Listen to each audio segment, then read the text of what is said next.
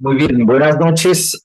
Vamos a continuar hablando y profundizando un poco más en la medida de lo que en el entendimiento que ya hemos avanzado, podamos hacerlo, amados, en el tema de que en el reino ya no existe la llamada guerra espiritual, porque como bien ya lo estudiamos hace unas semanas atrás, recuerden que ese término guerra espiritual surge más o menos en el año 1980, en esa década de los 80, surgió el concepto acompañado de ciertas prácticas litúrgicas y obviamente prácticas judeocristianas y otras prácticas cristiano-evangélicas católicas,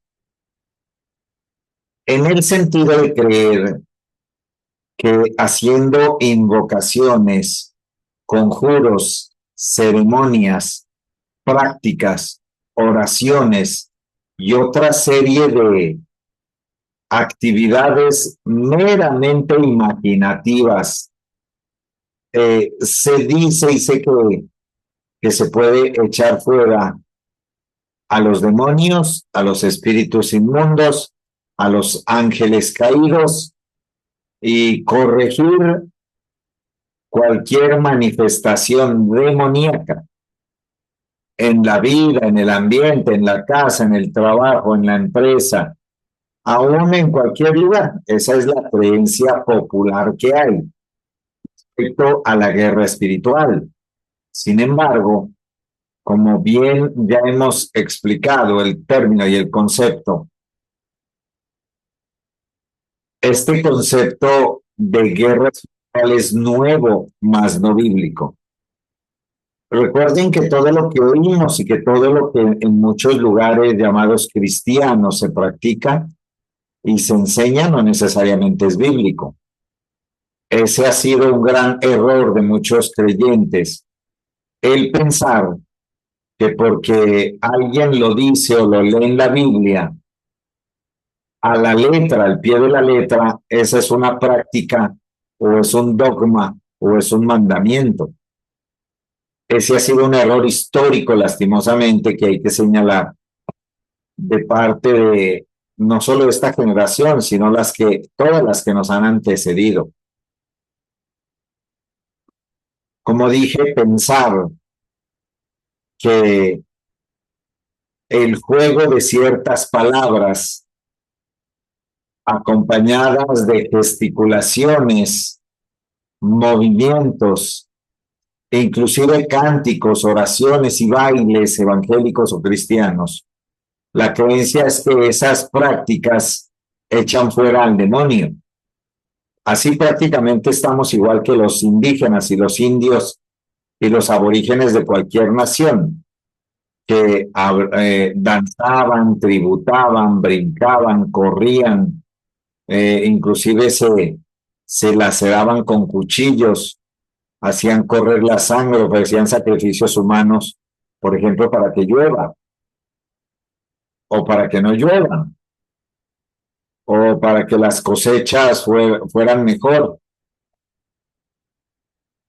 Entonces ustedes pueden considerar en la historia de la humanidad estas prácticas ancestrales, sobre todo de las tribus aborígenes antiquísimas en muchas partes del mundo, donde, como dije, la creencia era que con juego de palabras, acompañada a veces de plantas, de rituales con fuego, con agua, con tierra, con los cuatro elementos, otras veces, como estoy diciendo, con sacrificios humanos, con aceite, inclusive algo sobrenatural iba a suceder.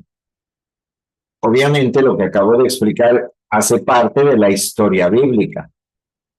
En Deuteronomio, como lo vamos a ver, amados, permítanme en un ratito, voy a nuevamente a ponerles en contexto del significado pues de este concepto guerra espiritual.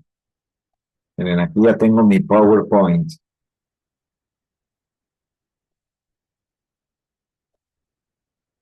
Miren el concepto veterotestamentario, esto es Antiguo Testamento, ¿verdad?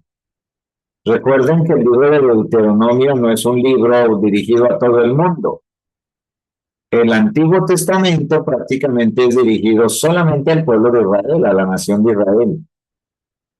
Que dentro del Antiguo Testamento hay principios éticos, morales y espirituales que pueden haber resistido el paso del tiempo y hoy, en este año pleno 2025, podemos decir que están vigentes, esa es otra cosa. Pero lo que sí quiero ser enfático y aclararles a todos es, mis amados, es que nosotros no podemos agarrar y tomar versículos de la Biblia, de cualquier parte de la Biblia, para agarrarlos y tomarlos literalmente al día de hoy. El libro de Deuteronomio se escribió hace más o menos unos 3000 años, creo,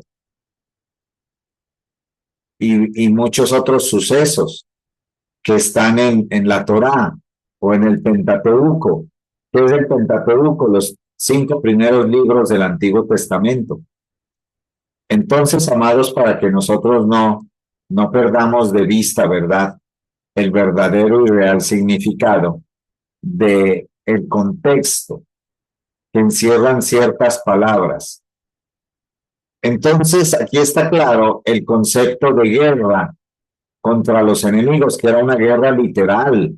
Recuerde que Jehová Dios le decía a su pueblo Israel, pues, que se armara, que se preparara para la batalla. Para eso tenían el shofar, para eso tenían algunos soldados, espadas, lanzas, arco, y todo lo que pues es propio de un ejército de esas épocas, ¿verdad?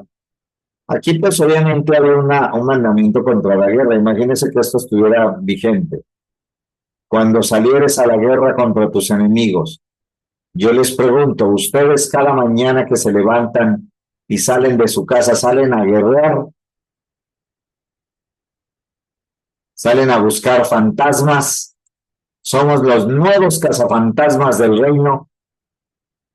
Porque mis amados, tristemente hay gente que cree así, que salen a pelear contra el diablo y el diablo está en mi oficina y los demonios están en mi jefe y en el transporte me encontré al demonio y en el servicio público, en el ascensor me salieron 5 endemoniados, 4 suegras del diablo y 3 bestias. Hay gente que cree eso, amados. Pero obviamente déjenme de explicar nuevamente que el término aquí no obedece literalismo, ¿verdad? En el que muchos hoy han caído, sobre todo con muchos de estos versículos del viejo pacto, apresurándome a decir, amados, que lo que está del viejo pacto, pues ustedes ya saben, son textos histórico-espirituales cuyo cumplimiento se dio cuando el Señor Jesús se hizo presente en el mundo y posteriormente fue a la cruz y consumó la obra, toda la edificación, el perfeccionamiento y la expresión espiritual que el Padre le había otorgado a él. Entonces, para algunos existe todavía a este tiempo la guerra en el campo espiritual. Así que aquí, amados, nuevamente quiero que ustedes, por favor, si tienen preguntas con respecto al tema de guerra espiritual, las hagan sin ningún tipo de temor, ¿no? Por favor, pregunte para que quedemos claros en este tema. Muy bien, ¿hasta allí habrá alguna pregunta?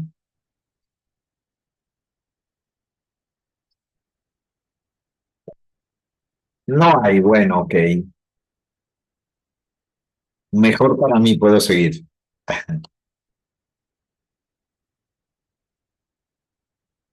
Bueno, aquí,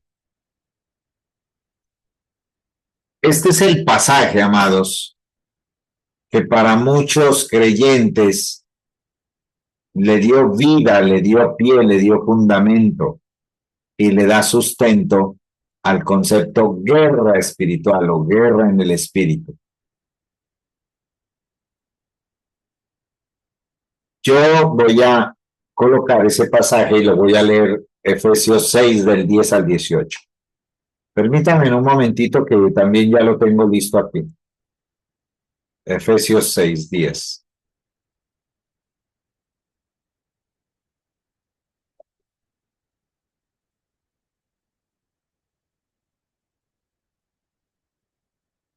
Muy bien, ya lo tengo aquí. Espero que ustedes me sigan ahí también.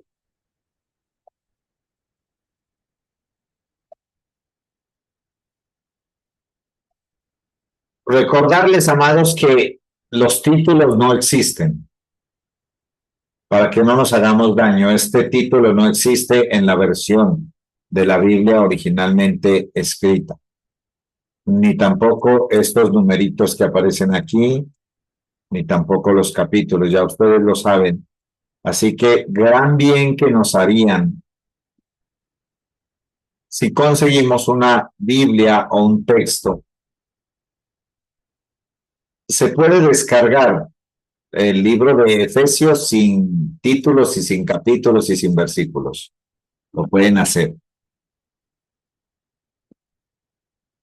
Muy bien, amados, noten cómo entonces el apóstol Pablo hace una narración aquí acerca de cómo él, el apóstol Pablo, tiene una posición espiritual.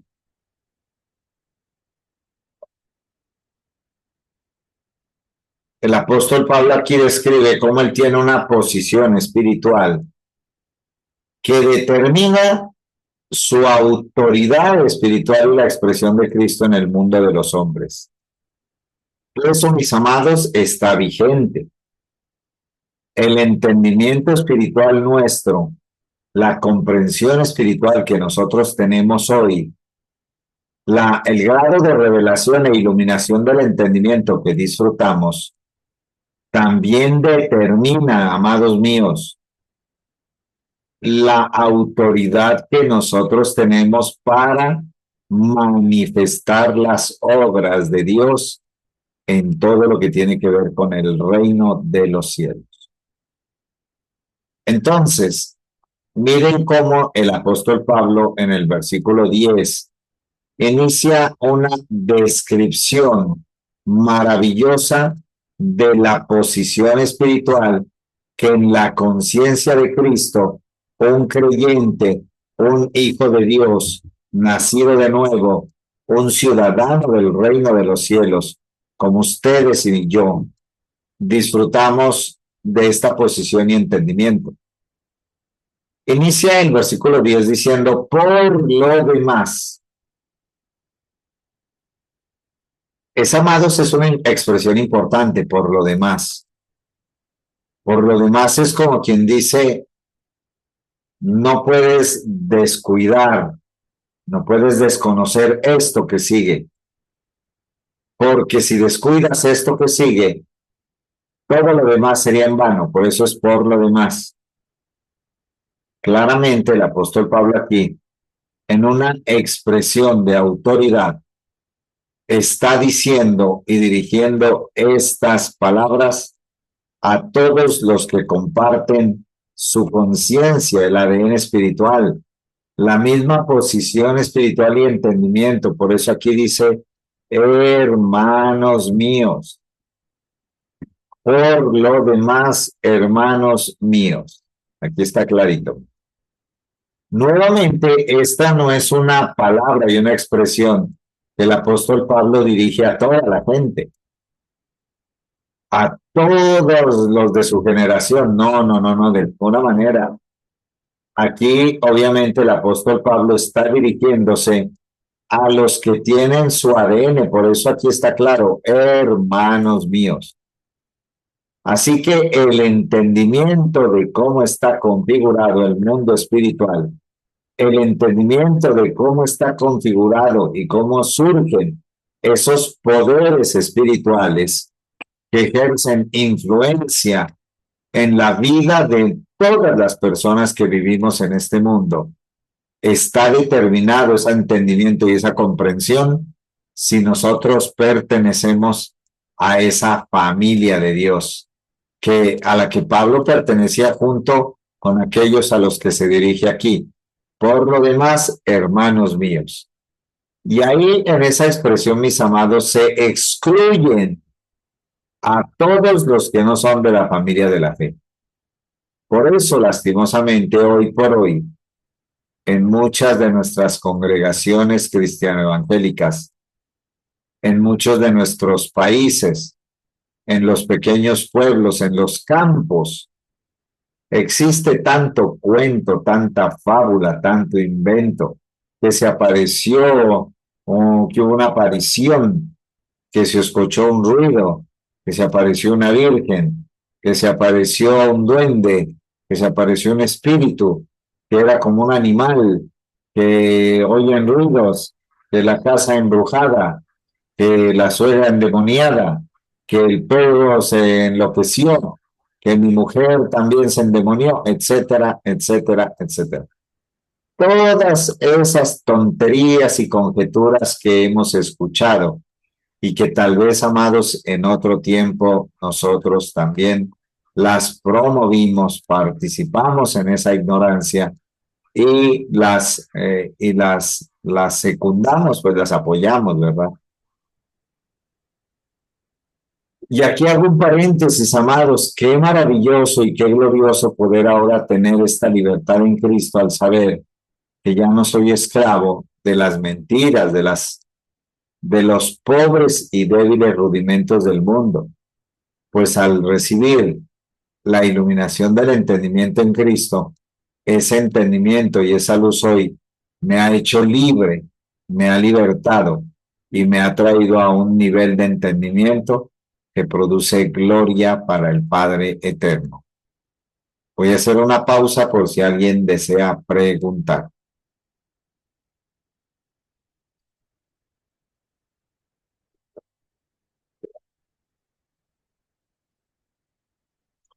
No hay preguntas, bueno, ok. Pastor, es que Buenas mire que noches. buenas noches a todos. Eh, lo que pasa es, ¿sabe una cosa, Pastor? Que uno ahora comprende que nosotros nunca leímos, ni siquiera sabíamos leer bien la Biblia, porque es que ahí está clarito, porque no tenemos lucha contra sangre y carne. O sea, ¿y a dónde nos inventamos el demonio, pues? Así es. Entonces, tenaz. Evidentemente, Entonces, Rito, que esa perspectiva que ya vamos viendo en esta lectura, en esta expresión, pues como dije al principio, lastimosamente se tergiversó, se alteró, se cambió y se le dio otro sentido. Y al darle otro sentido, por el poder que tienen los hombres en las palabras, y al ir repitiendo esas palabras de generación en generación durante unas, más o menos, amados, unos 1500 años, oiga, durante 1500 años repetir cosas que no son verdaderas, que fueron mal interpretadas, mal escritas, mal señaladas, mal anunciadas y predicadas. 1700 años de un evangelio absoluta y totalmente distorsionado. Ahora, algunos creen que para volver al entendimiento, pues con una hora de clase les va a alcanzar, o como una hora el domingo de sentarse a escuchar regañar al pastor me va a alcanzar, o con 3 minutos de devocional a la semana me va a alcanzar. Nada más alejado de la realidad, porque recuerden que esto no funciona así. Esto funciona primero porque nosotros hemos establecido en nuestra propia vida un compromiso ineludible y hemos establecido que estamos dentro de un pacto eterno en donde Dios se expresa a través de nuestra vida. Entonces, amados, ustedes ven aquí que claramente el apóstol Pablo, autor de esta carta, está excluyendo a un montón de personas para los cuales este párrafo no va dirigido.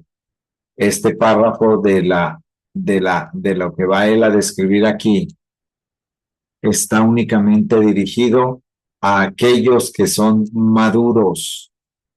Eso usted dirá, pastor, ¿y eso dónde se ve? Aquí, justamente en el siguiente párrafo, mis amados.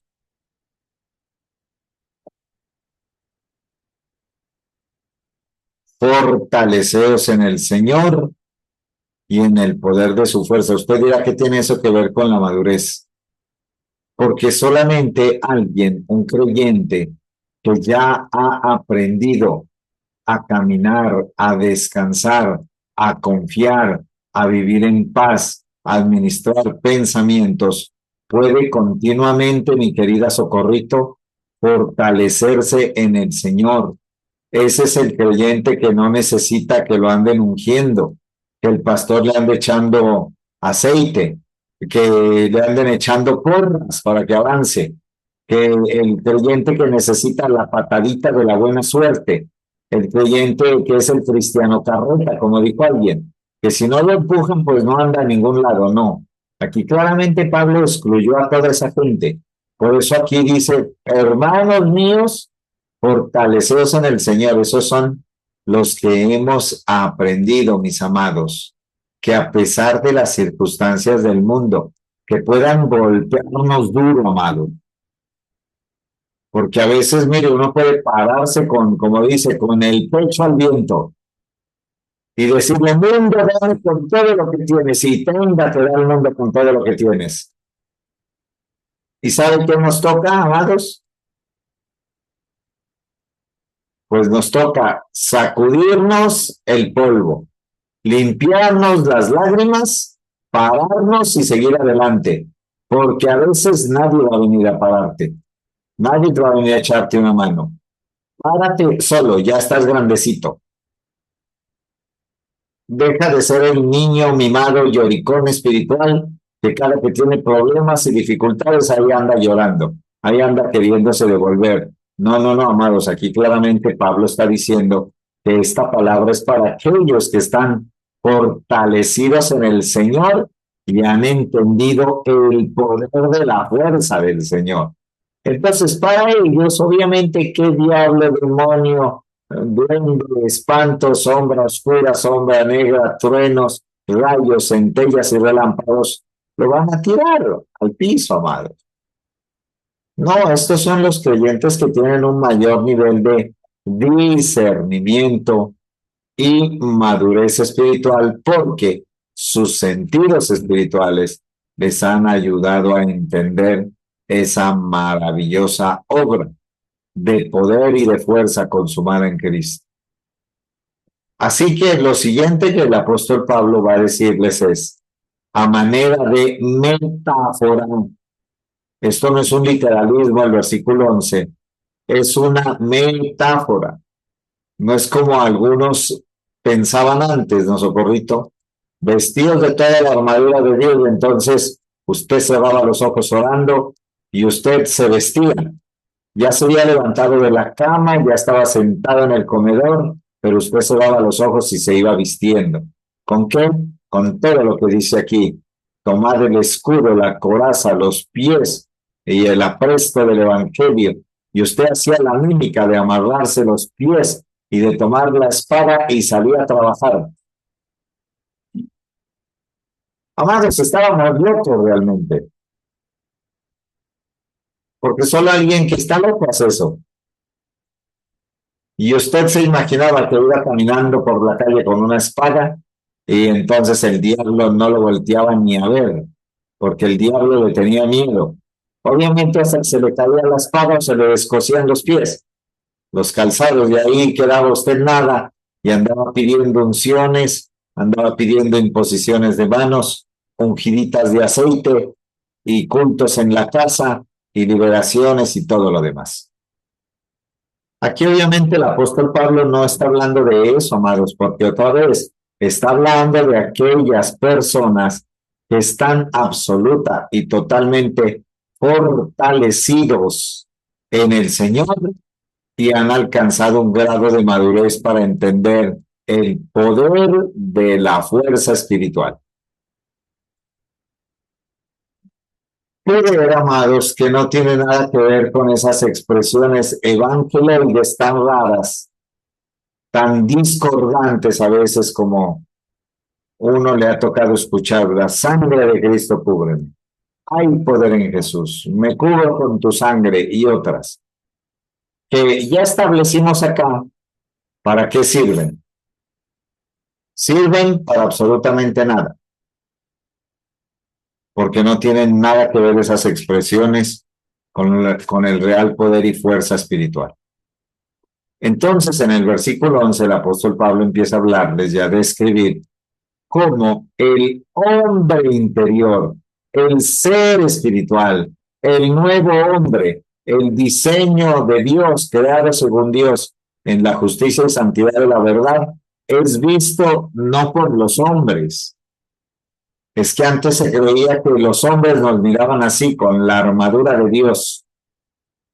No, amados, esta es la vestidura del nuevo hombre y no es un literalismo, sino que es la manera como Dios ve la configuración del nuevo hombre. Por eso cada una de estas expresiones tiene que ver con una parte de esa armazón o de esa estructura orgánica, incorruptible y espiritual que Dios el Padre nos entregó. Así que voy a ir rápidamente estos minutos que me quedan. El apóstol Pablo lo primero que dice es: vístase de toda la armadura de Dios. Obviamente, amados, esa armadura de Dios en el tiempo de Pablo estaba tipificada por cómo estaba equipado un soldado romano. Hoy podríamos decir cualquier soldado, cualquier fuerza de élite de cualquier país, pues tiene unas características. Pero déjenme profundizar aquí, porque Dios está diciendo: vístase de la armadura de Dios. ¿Cuál es la armadura de Dios? ¿Por qué Dios necesita armadura? ¿O por qué Dios nos dio una armadura?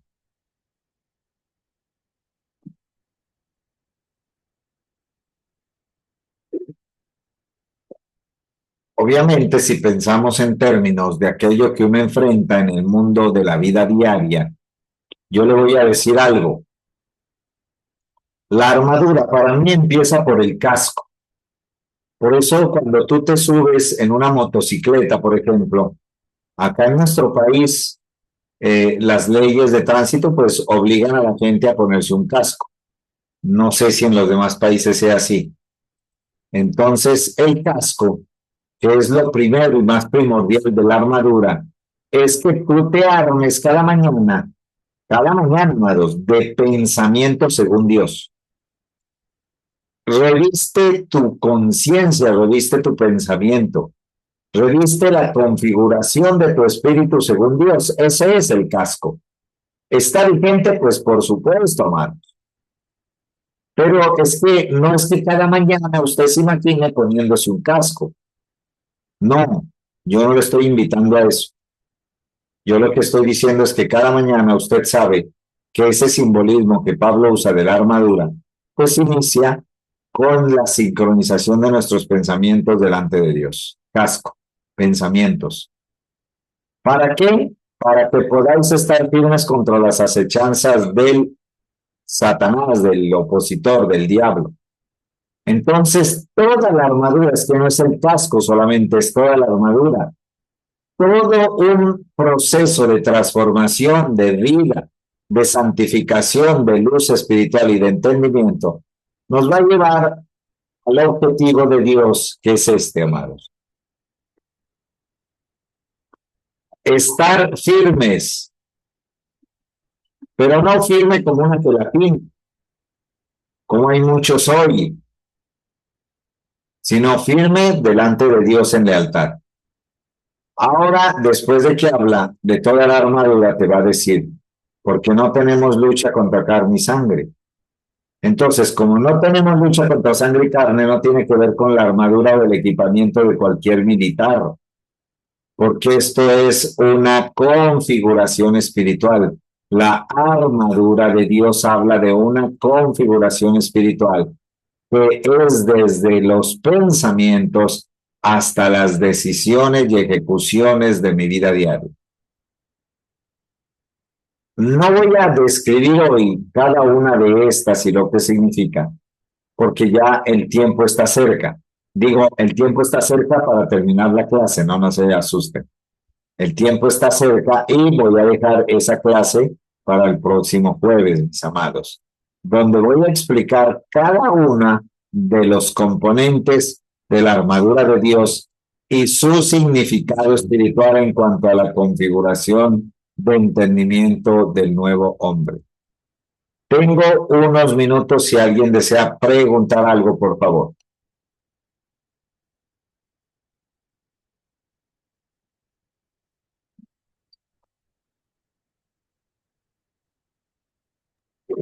Pastor, pues Pablo allí asemejaba la armadura porque como él era romano, entonces él se conocía muy bien, porque por ejemplo nosotros no conocemos ni siquiera cómo era un soldado romano, no tenemos ni idea, pero Pablo sí lo podía describir porque él se movía en ese ámbito.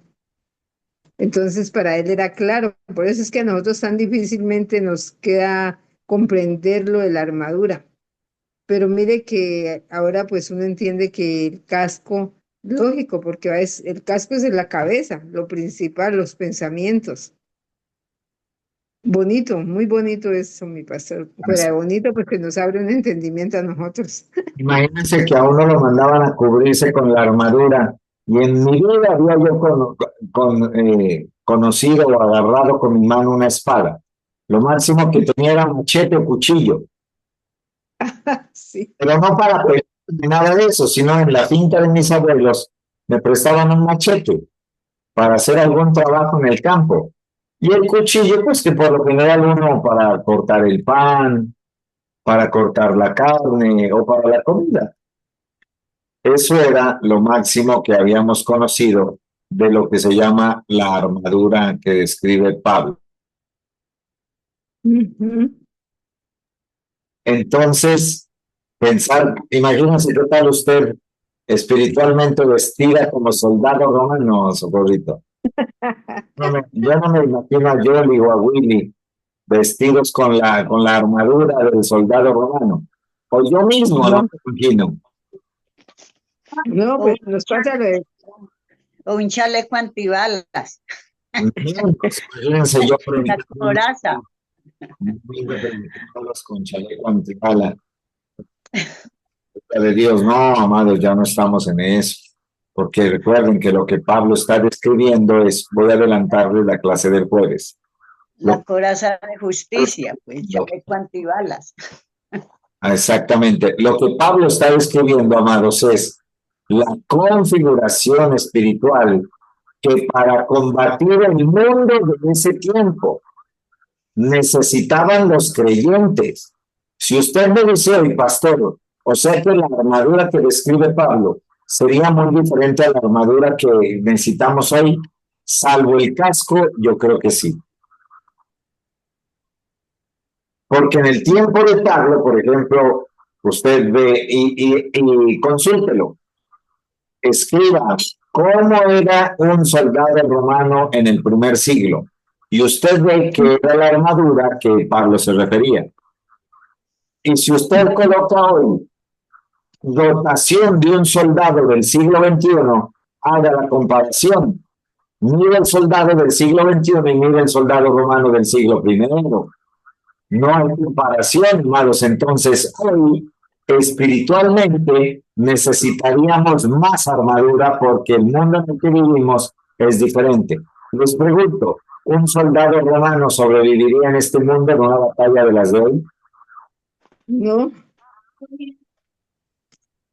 Pero un soldado del siglo XXI sobreviviría en una batalla del siglo I. no. Sí, porque está más capacitado. Ese es el sentido de plenitud y complemento que tenemos en Cristo. Ah, ya, sí, ya, ya, ya. calzado los pies con el Evangelio también, ponerse los zapatos y asegurar esos zapatos bien para luchar contra el diablo, era aquí. Esa era la creencia evangélica popular. Bueno, mis amados, Sí. hemos llegado al final de este tiempo. El próximo jueves iniciaremos en el capítulo 6, donde voy a describir esa configuración espiritual que los creyentes del primer siglo necesitaban para combatir la configuración del mundo de ese tiempo. Ujú. Bueno, mi pastor, muchas gracias. Noche para todos, mis amados. Mañana en punto de las 7 de la mañana nos veremos. Un abrazo Gracias, para gracias. todos. Buenas noches, bendiciones. Buenas